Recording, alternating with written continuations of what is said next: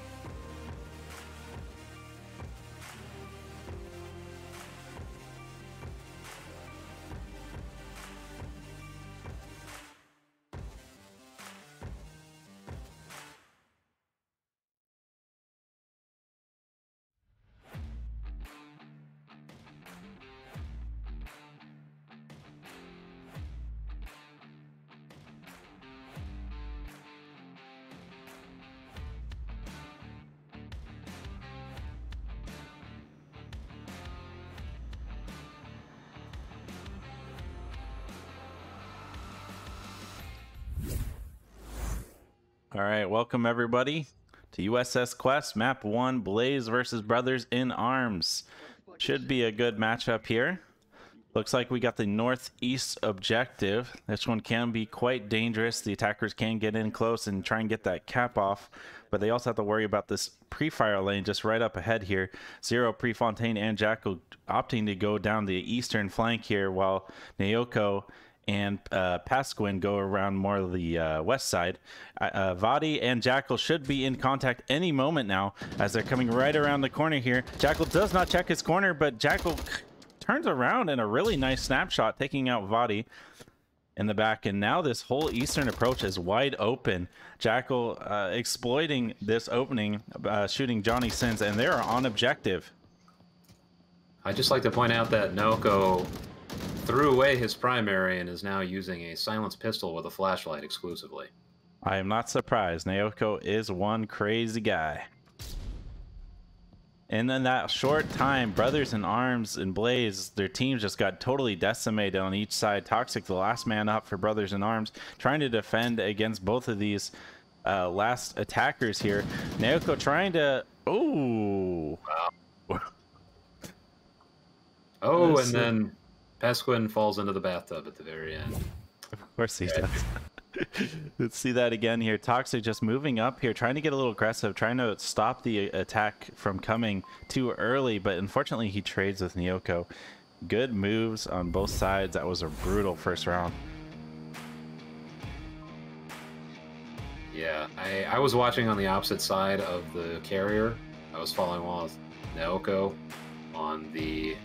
what is that, on the west side, and all the action was happening on the east side. So I missed it, but I could see on the kill feed pretty much everybody died in one fell swoop. Yeah, it was an extremely aggressive push. I think the key point there was, unfortunately for Vadi, that he missed his shot there, or really maybe Jackal was just so fast on that turnaround, allowing him to get that kill and allowing that team push to continue going down that eastern flank. And they didn't give Brothers in Arms any time to react to the situation, as they were in their back line and shooting him in the back indiscriminately right off the start there.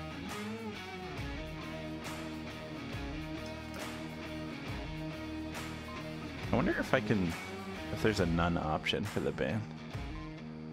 I've never had that situation come up. I can't remember casting or playing against a team that said no ban either. That is a first for me. Yeah, that's a weird one. That's a weird one indeed. Let's see what Brothers in Arms has to say. Nothing. Nothing at all. Looks like Brothers in Arms choosing to go on a very hard western approach here. The whole team moving up together here.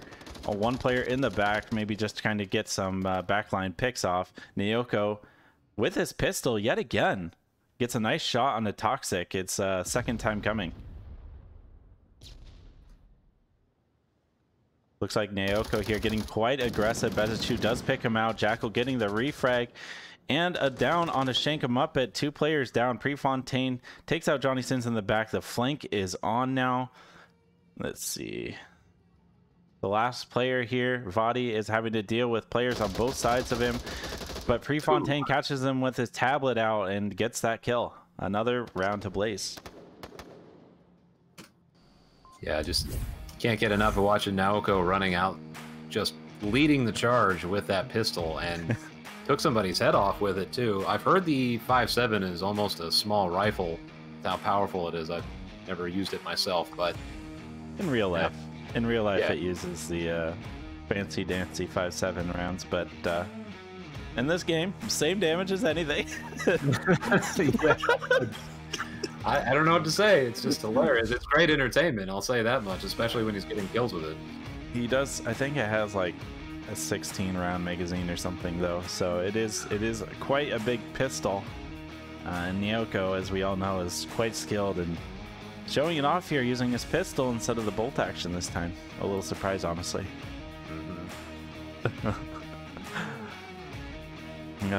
Yeah, it can be fun to do strategies like that every now and again, especially if you got those pistol skills. Might as well show them off every now and again, right? Sure. Let's just roll with it.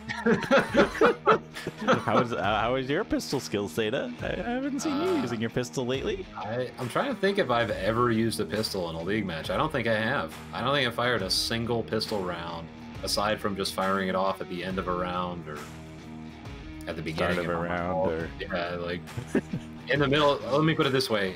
With the match clock going and no victory or defeat condition, I've never fired a pistol round in a league match. So I have no idea what my pistol skills are like. I don't think I have either. It's not something I normally advocate for, but you know, can be good. Jump into round 3 here. These are just quick. Both of these teams chomping at the bit to get at each other's throats.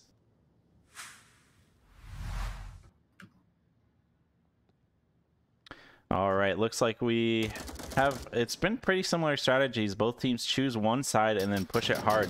Naoko coming out hard with his pistol, not able to get Toxic Pain though. Prefontaine takes out Bezichu on the eastern flank here, or sorry, western flank here. Prefontaine moving up here unopposed, gonna get in behind them from the side here is gonna be quite deadly if they don't do something about it. Toxic Ping and Shank trying to hold on here.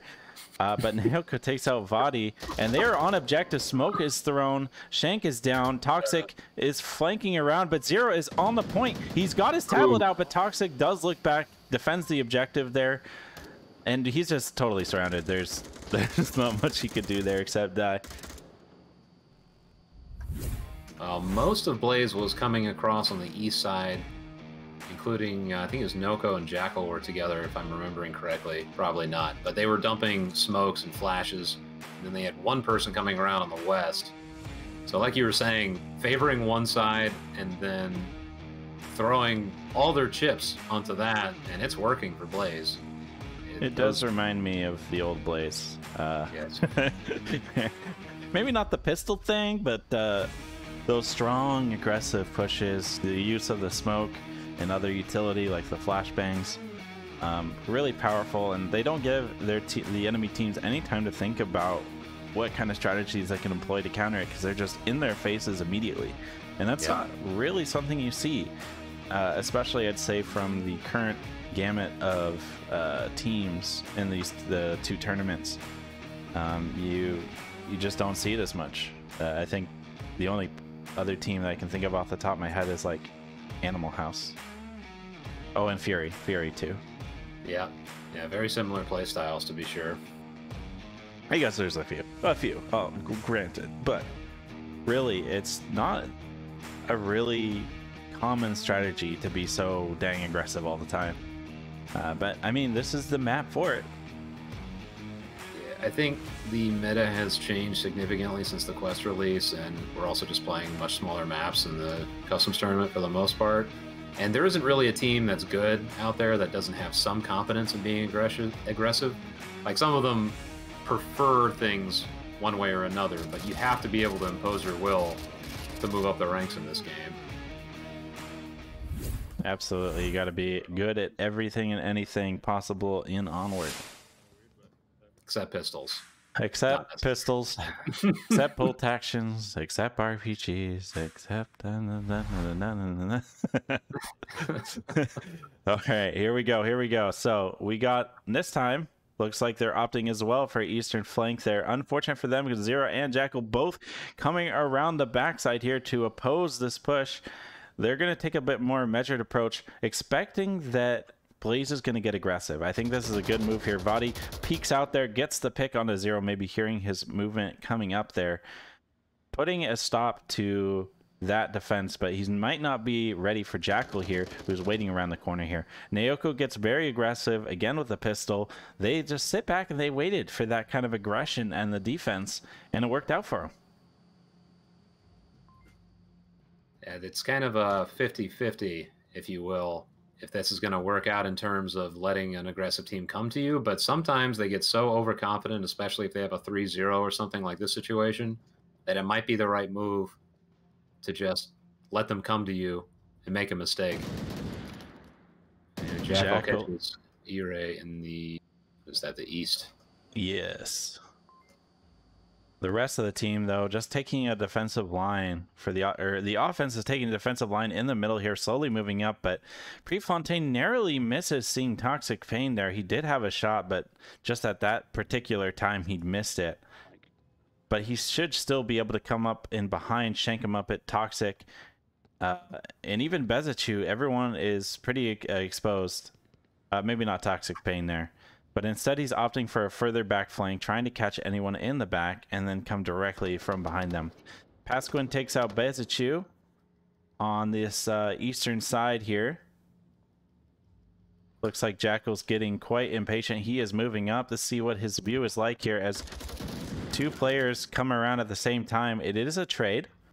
Prefontaine is here to pick up the pieces, though, coming around the corner, finding two bodies. And the offense is giving them a little too much time. Now Prefontaine is rotating back to the objective.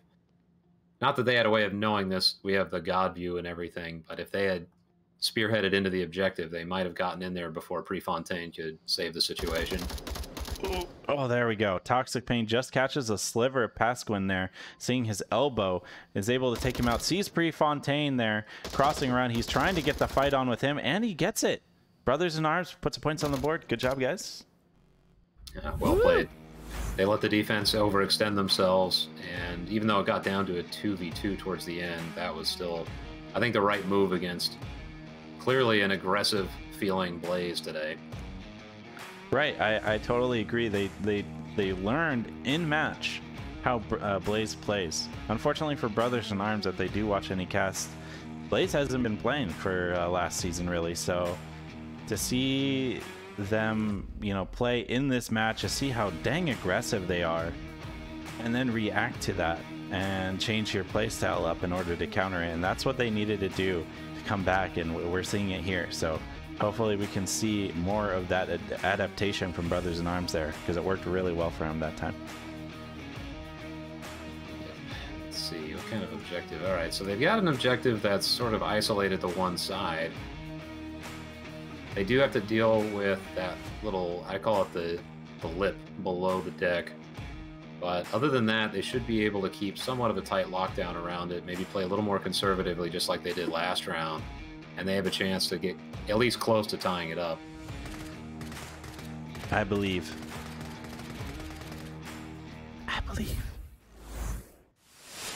Jump into round 5 here, or round 4 actually. Oops. No, it is round 5. Yeah. I'm just here to see the Naoko squad wipe with the pistol. Come on, Naoko. What's with these rookie numbers, man? Looks like we got a pretty tight defense from Brothers in Arms here. 3 players on the objective, 1 kind of sitting in the back there, letting any players that come on the western flank really approach close. Nobody covering the eastern approach though, and Jackal is already up and on the flank here. It kind of looks like they're putting this into their defense strategy, just letting them get close, take them out when they get close to objective here. Smokes are coming out here. Jackal getting a flank on as well. Nobody seems to have caught this as well, and if he continues this flank, he will have a great shot on the sides of those players. Naoko coming out, not able to get a kill there. Jackal downing Toxic. Toxic trading with Jackal. Prefontaine killing Bezichu. There's everything's happening all at once. Zero's on the point and he's capping. Oh.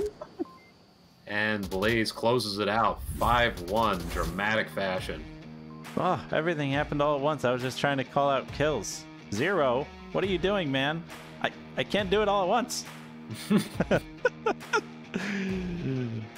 Oh man. Predictions on map 2 for Brothers in Arms? I don't know too much about their preferences. I will say, just going off of numbers, what we've seen so far, my guess would be Arctic. We're seeing that a lot. So Arctic, Frostbite, Panda Towers this week are very common so far. And I would favor Arctic as my personal pick. I'm going to put myself out there a little bit, and I'm going to say... Oh, no, I'm going to... Oh! I didn't say anything. I did not say anything. Oh, what were you going to say? What were you going to say? If you're going to force me, I was going to say I was going to say either... anything, any of the larger maps is basically what I was going to go with. I was gonna choose as I said it.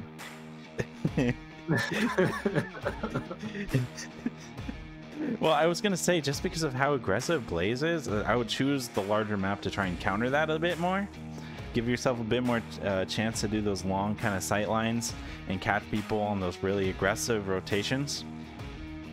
But no, looks like we're going to be going to Arctic. This is, like you said, a very popular map from all sorts of teams. I think it's because it's just such a kind of tight, quite refined map. It's very quick, and not very many maps can pull off that style of gameplay where it is both small and competitive. So I'm not surprised to see this played quite frequently in this tournament. Yeah, shout out to Heclac. This has turned into a pretty decent map.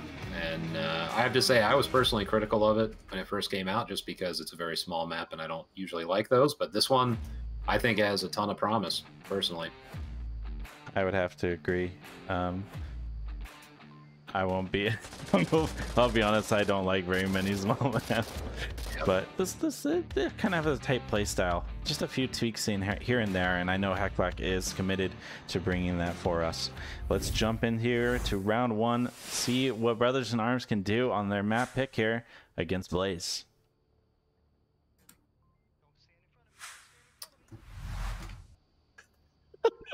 I heard a little bit of minced words there between the two players there, getting in the pre-fire lane. Prefontaine barely missing Vadi as he comes around the corner here. Toxic in the support there. Vadi just has to let him come out and get aggressive, and he should be able to get a kill. Meanwhile, Naoko with his 5-7 yet again gets around and gets 2 kills, or at least a down. Both players are down. Prefontaine downs Vadi, but Toxic Pain being there ready to assist will be able to confirm Prefontaine get this res, but Pasquin looks like he's going to come around and get him. Jackal and Pasquin coming around.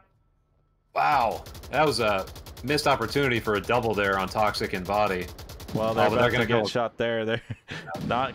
They need to worry about their backline. Jackal and Vadi going into a ring around the rosy situation here. Jackal comes out on top. But Johnny was able to confirm in that chaos, was able to confirm Naoko. He looks like he's trying to go up for a res here, but he has to be really worried about Jackal, who does get that shot in the back. That was chaotic.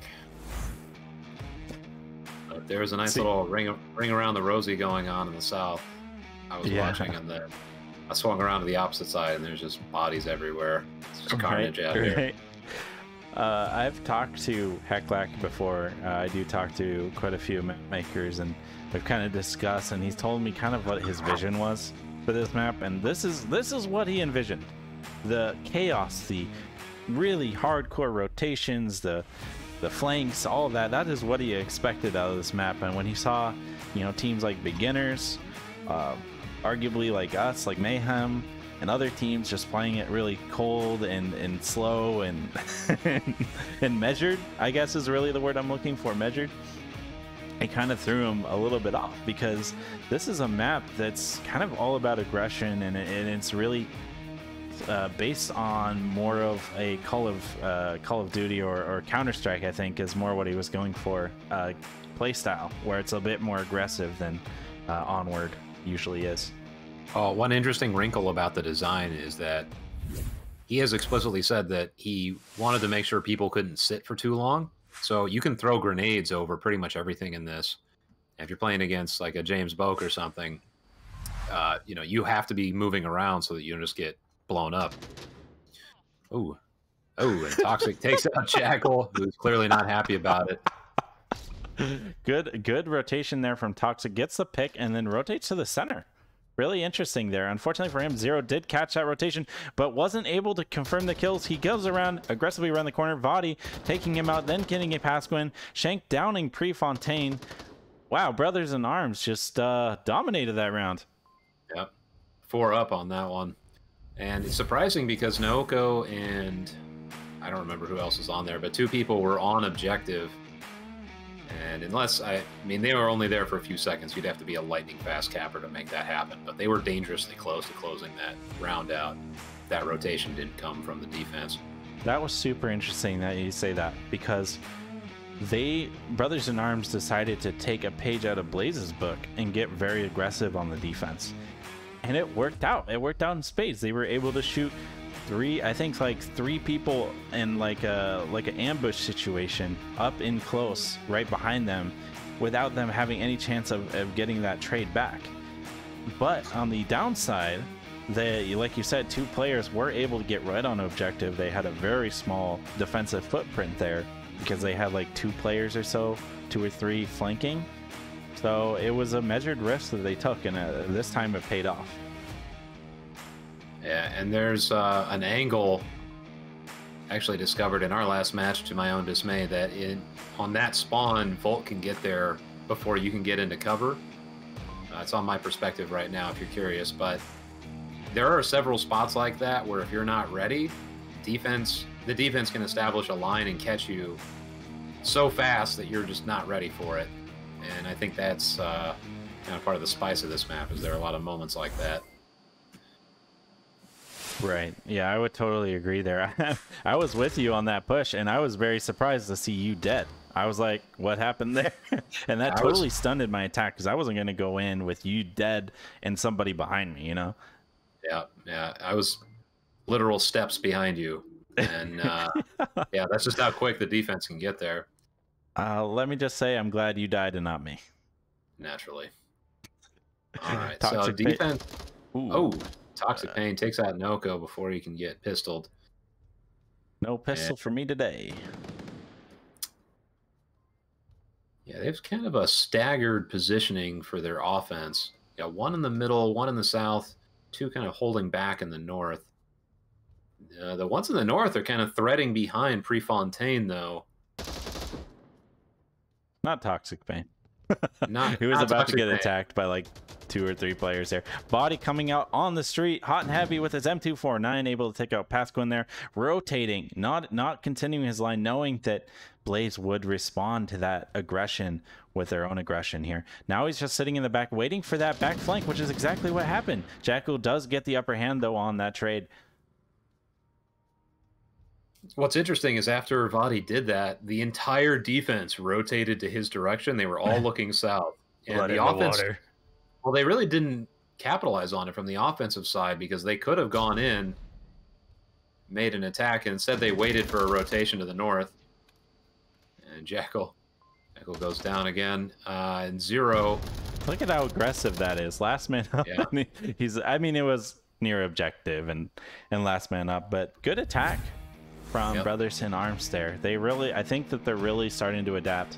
Like we saw in USS Quest near the end there, they know how Blaze is playing now, and they are doing what they can to counter it, and it's working. They are now up 2-1 to Blaze on a small map that I think Blaze would have picked themselves if they had the choice. So really good work for them. No kidding. And I know it can be sort of demoralizing for a team to get on a map, even if they didn't pick it, where they feel very comfortable. You know, that moment in the tent where you say, oh, we're going there, excellent, this is where we're good, and then you start losing. There's something about that that just creeps into people's psychology. It's like, it almost makes you question your preferences, your skill, that sort of thing in the moment. So this could potentially, I mean, obviously not in their heads, but potentially Blaze could get tilted off of this. Yeah, it's just like that double whammy. I'd have to totally agree there. I think I heard someone say the dreaded word AP.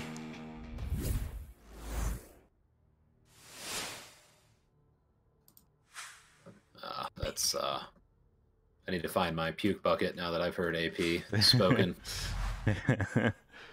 Jackal and Pasquin able to make this cross. I don't think anyone saw it from the defense there. Airvadi able to get one, and Naoka come there, gets the repick there, or refrag.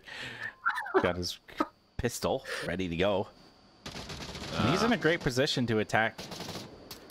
Oh, but Toxic Pain was ready there. Zero coming around the side here. He is on objective, and he's capping through the box. No one has any idea that he's there, and that'll be a cap. And now Blaze is back up 3-2. I gotta watch those container caps. Yeah, he just alley-ooped right in there. No one was able to do anything about it because I don't think they were aware that that was a possibility, as they left that approach wide open for the the attackers to take. Yeah, it's maybe that's a little bit of lack of map familiarity because not many teams are taking the time to really study these maps, but it felt like a pretty good 1-2 punch. Naoko ran in there. Even though he died, it drew enough attention to that side of the container that Zero could slip in, and nobody was really paying attention to that particular angle. And Bezichu, I believe, was the one that was right next to it. He could have popped in there and shot him, but just attention gets diverted and bad things happen. Right.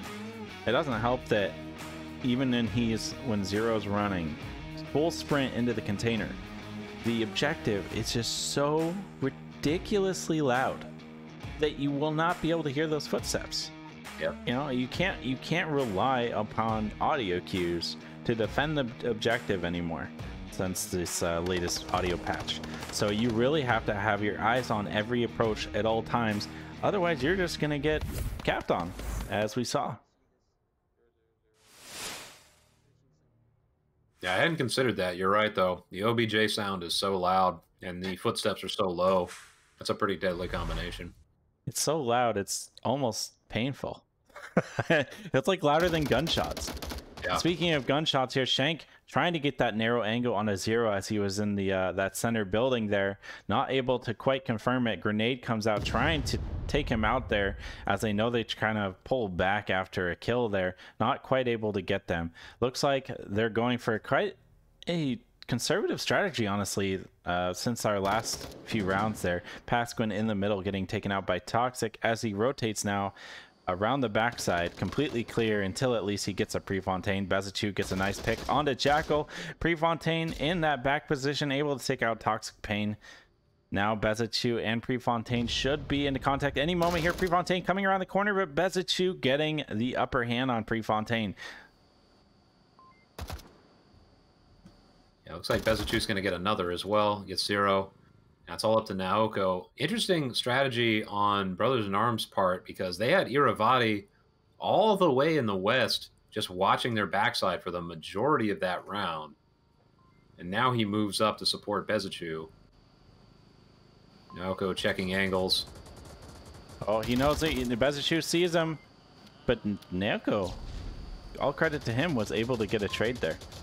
Yeah. Johnny Sins is on the point. I thought he was the last man up. Yeah, he was. Okay.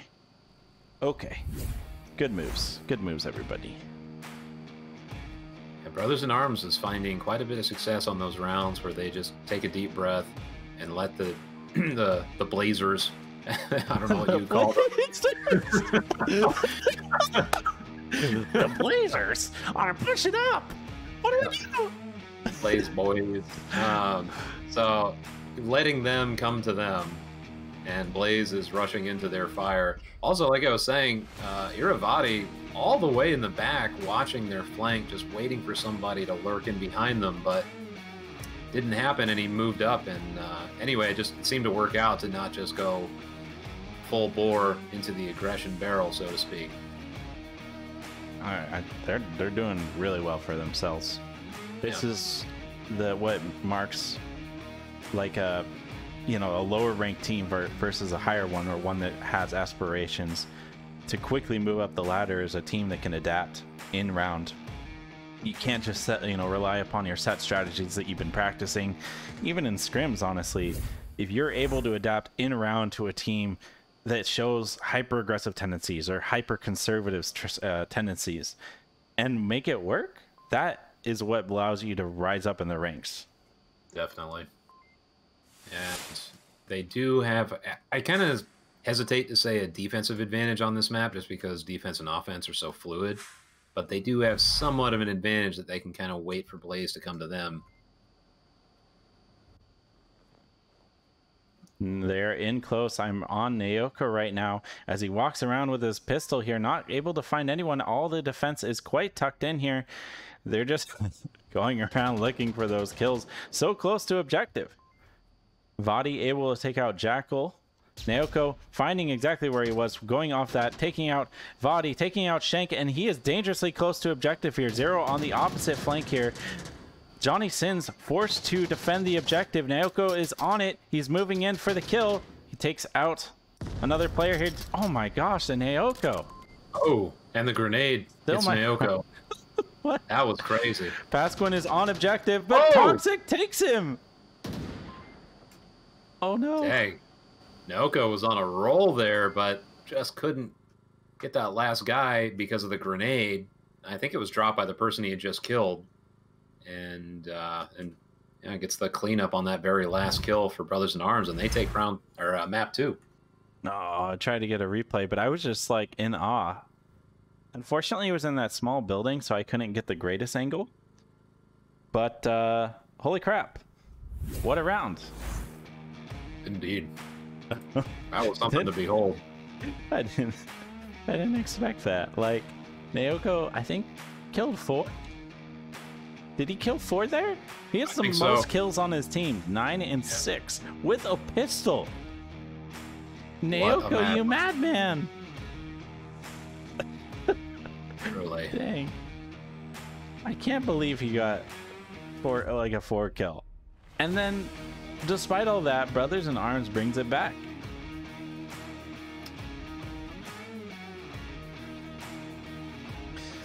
Whew. Looks like take a breath after that one. Oh man, it's just that's insane. For the series decider, we will be jumping to none other than sand, but it's not your grandma's sand. It's a new sand. It's a new sand with very, very aggressive spawns, new buildings, really big radio tower thing, repair shop. Some sneaky breaky little fans. Be interesting if a grenade could fly through it, wouldn't it? We've got radio towers. They're red. They're white. They're tall. They've got radio stuff. Wow. This is something else. Yeah, and we've got a rooftop that's still pretty much the same with giant glass panels. We've got power lines. We've got big open lanes where we can shoot each other. And we got rooftops. We can shoot down on each other. It's incredible. Rooftops and rooftops for days. Rooftop here, rooftop there. You get a rooftop, I get a rooftop. Everyone gets a rooftop. Everyone gets the rooftop. Yeah. The map has changed though. It is much different than before. I have not really got a chance to play it too much. So we'll see how it plays here in a competitive setting. And I really doubt that Blaze has played much of sand to begin with, and then on this new one probably like none at all. And Naoko leading the charge with his pistol once again. Vadi shooting from the top there. Naoko coming around here with his pistol, doesn't quite see Vadi there in the building, and Vadi is holding back, trying to defend himself, but can't help but trade with Naoko. At least he's resible. Prefontaine here taking a break here, putting his leg up in the back of the truck. Head in the floor. Down. Oh man. Passman looks like he will get the confirm onto Vadi, which should allow a res to happen. But Johnny is up in and behind him, comes around the corner here. Nice headshot from him, taking out Pasquin. No response back. He did have to heal though, to be fair. Whoa. Oh god, this map is so hard. They're everywhere. Jackal coming in the back line here. He is now dangerously close to objective. The defense will have to rotate onto this, otherwise they will get capped on. The attempt is made, but Toxic is taken out there on that rotation as Jackal was on the point, about ready to cap.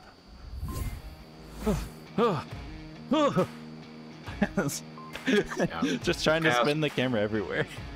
Cast is not good for our hearts, I can tell. Yeah. I think I'm gonna lose at least 6 months off of my life because of this. Thanks, guys.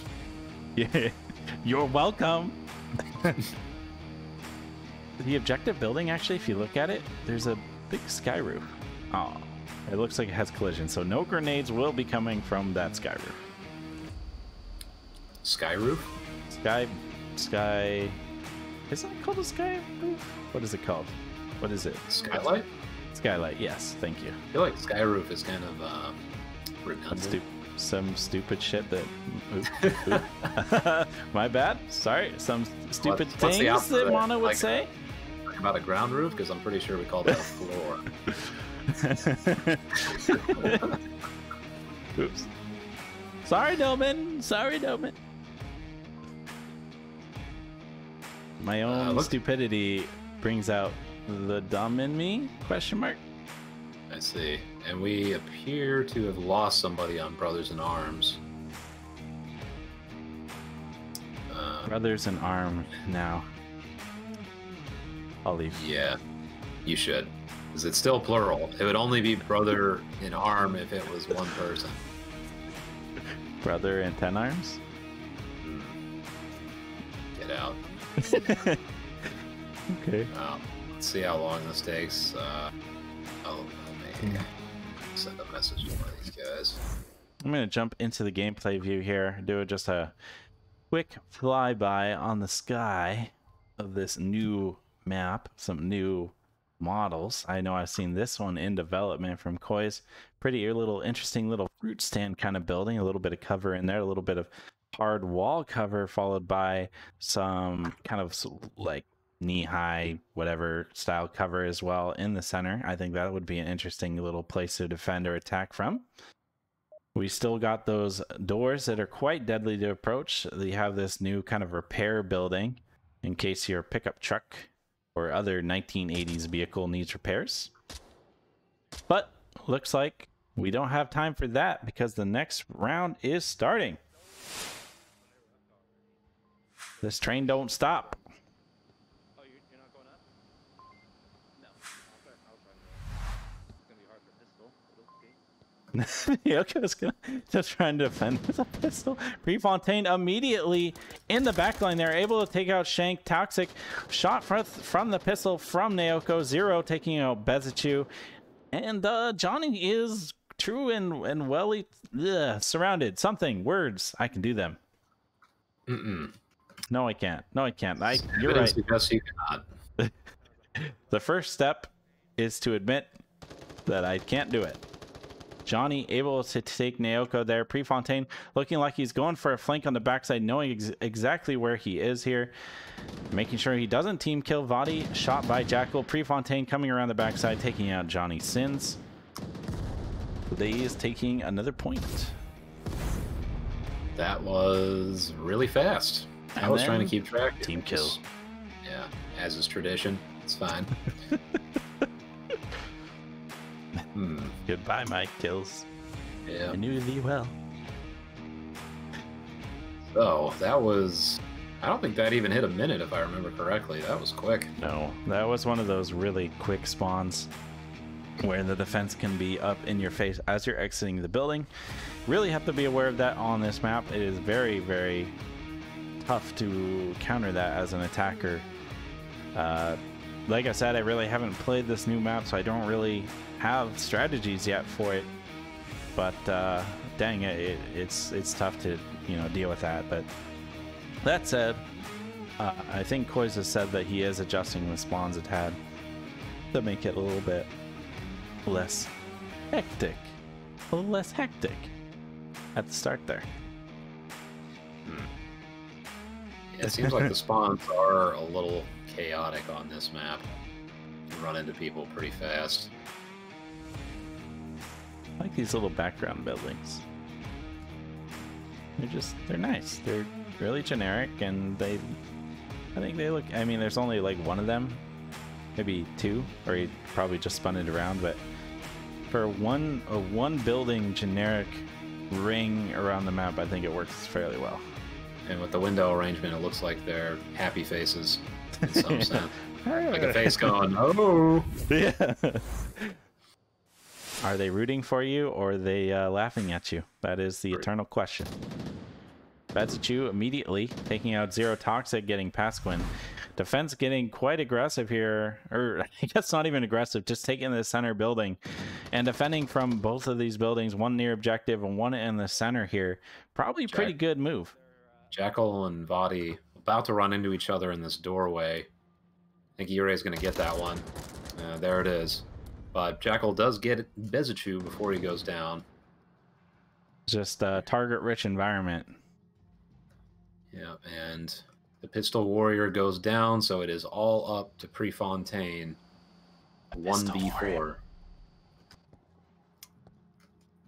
Looks like he's going to get his flank on, knowing that he has 500,000 years to do it. I mean 5 minutes in Blaze time. Going to use the time that is available to him. Something that we haven't been seeing in these last rounds. Everything has been aggression, aggression, aggression. So it's pretty interesting to see this more back or slow game style from Blaze. And you can see Brothers in Arms is just, their blood is pumping. They're moving all around. They're doing a lot of rotations, a lot of peeking around corners and exploring of the map from them. I think both of these teams have just mostly been taken over by Bloodlust these last few rounds, and Prefontaine is going to have to dial it back if he's going to pull it back on a 1v4.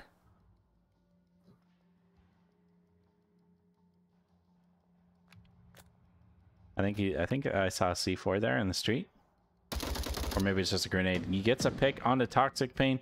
Immediately after this is key, guys. Immediately after getting that kill, he doesn't stay there. He doesn't force a fight with a 3-player rotation or 2-player rotation. No, he's going to rotate, try and get some picks on any players that do those rotations and come from a different angle. He has the time and he has the map space in order to work with, in order to continue to just pick off the enemy team slowly. That's the only advantage he has. The defense has to keep defending the objective, but he has free reign to travel around the map and continue to just harry upon these defenders here. Nice shot from Prefontaine shooting through the gap there. That was a tough spot. That was a good spot for Johnny to take. It'd be really hard to defend from there or see him through this tiny little gap here. But he did. I'm a little surprised they had somebody that far away from the objective, or at least not looking in on the objective from that rooftop.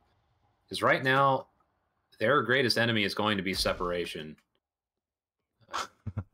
You know, they need to be clustered together so this one person cannot pick them off one by one. It's pretty interesting. He threw a flash onto him so he didn't see that he was rotating to go kill him. Yep. That was a good move.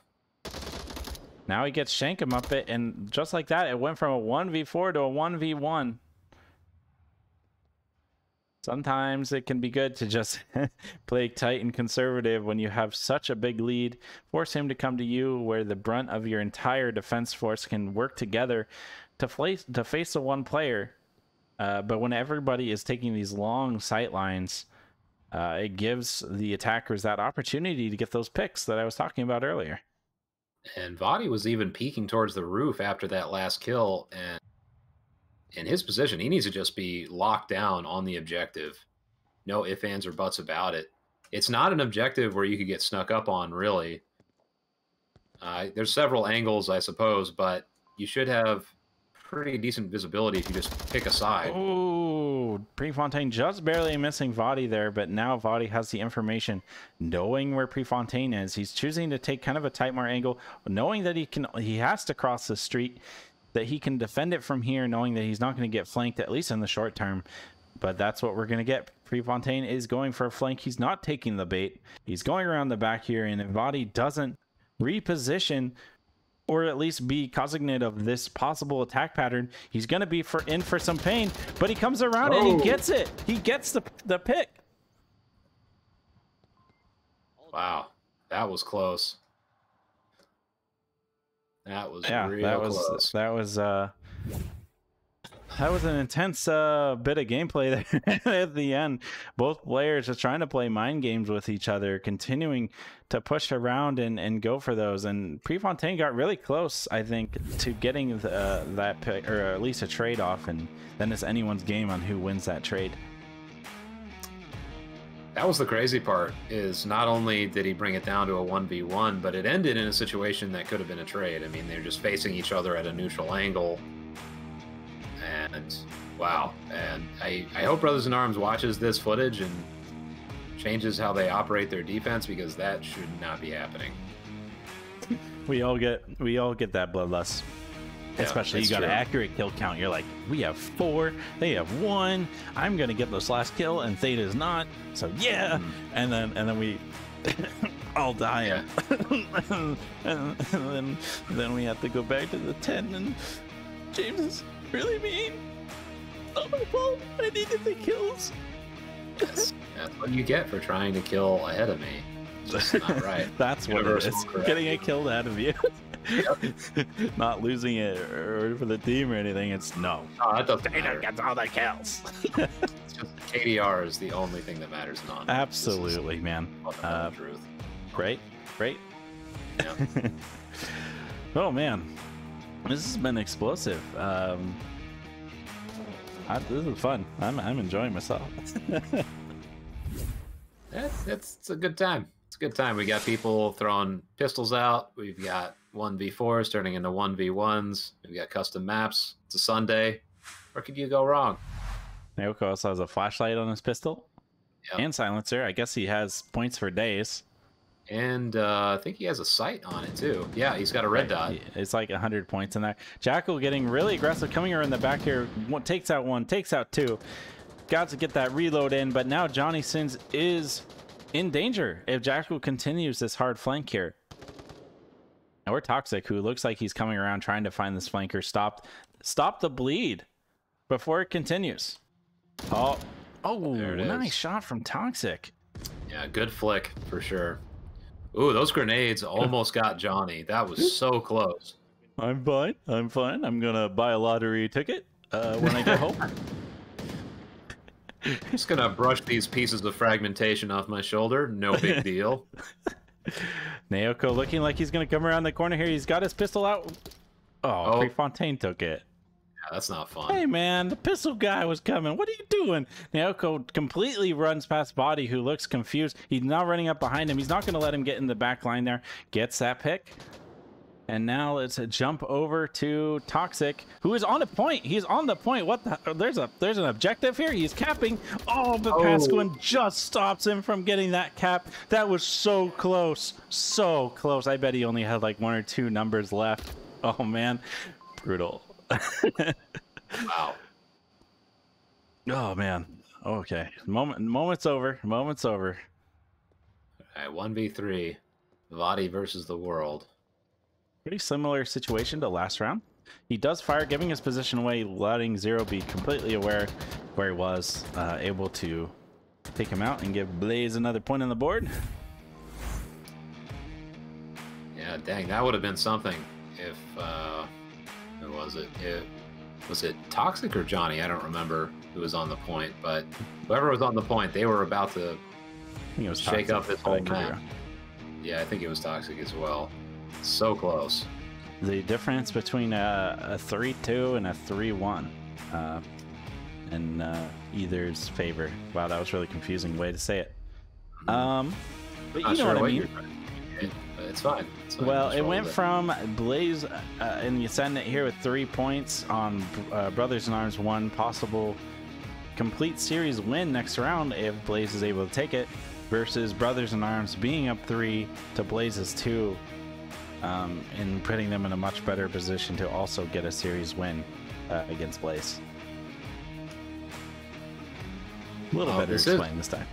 I would argue this is, if you're going to defend an objective in a situation like this is one of the best ones. It's an isolated spot. You're not going to get any rear flanks on it. It's only left or right, or I should say east or west. So it's, you've only got 2 ways in, which makes it much easier to control. And I don't think, there's no building. You can't get into this building right in front of it. So it's not like you can sneak into a container or something like that one cap we had. Prefontaine taking out Toxic there. Shank, Muppet, and Naoko just barely missing each other. Flash comes out. Possibly hit Vadi there. He now takes out Johnny Sins. Vadi just pre-firing with his big LMG. Naoko, though, able to take out them both using the power of flash grenades and extreme aggression. Using his little pistol. Little baby pistol. Shank, though, now having to turn around and defend mostly from that angle to stop Naoko on this really, really intense push. Zero, unfortunate misfire, taking out Prefontaine. Naoko down or killed by Shankamumpe. Zero is down. Shankamumpe is last defender up. Zero is on the point. He's got his tablet out. We know how fast he is. Shank needs to be on there, but it's too late. Blaze takes it 5-1. Dang. Yep, it's a whole lot of smoke and action going on the objective, and no rotation, and Zero's on that team. That's a cap. For sure. It's a cap and it's a wrap. That I'll is leave a again. Scream of a cast. All right. Wow. Okay. Thoughts. Do you have any thoughts? I just need to take a moment, take a breath. I will say this makes for fantastic entertainment. You know, if you want to tune into a cast where a lot happens, this was your lucky Sunday. Lucky Sunday. Makes it a little hard to analyze because so much is happening, but it's fine. Bullets were shot. People were down. Pistols were had. Objectives were capped. Yeah. There was actually quite a few caps. There's like maybe one or two kind of caps in the last cast that I've been doing, or we've been doing.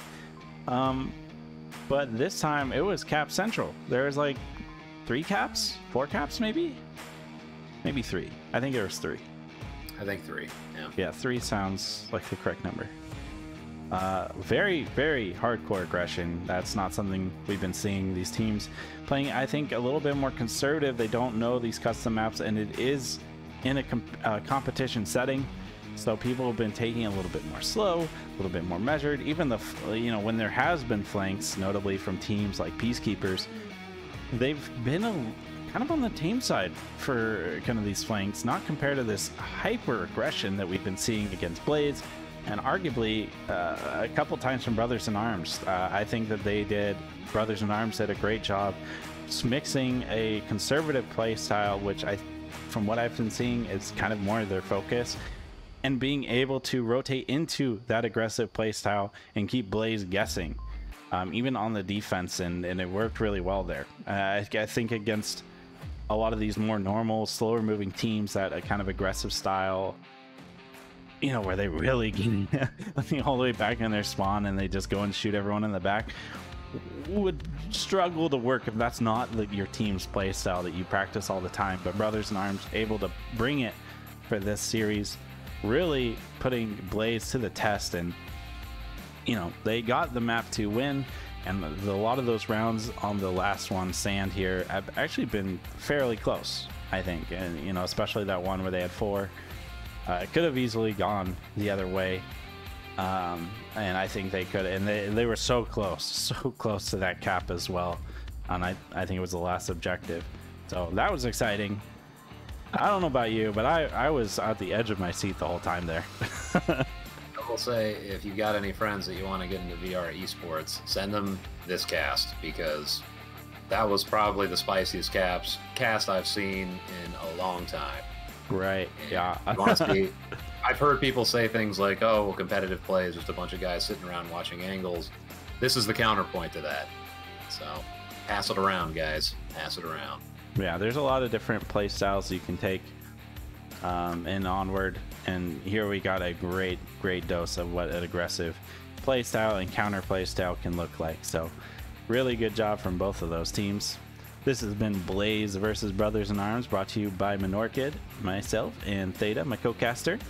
We'd like to thank the VR Master League for providing this format, and for our teams, the moderators, especially James, for really putting this tournament together, giving us something to play while we wait for season 11 to be ready to start. Without this, I think a lot of the players would be like chomping at the bit and ready to shoot somebody. You know what I mean? Exactly. So glad we have this. All right. Thanks for tuning in, guys. I don't know if there's going to be any more casts today, but you never know. Sunday is quite a popular day for teams to play, so you never know. Just stay tuned. Have a good day, everyone.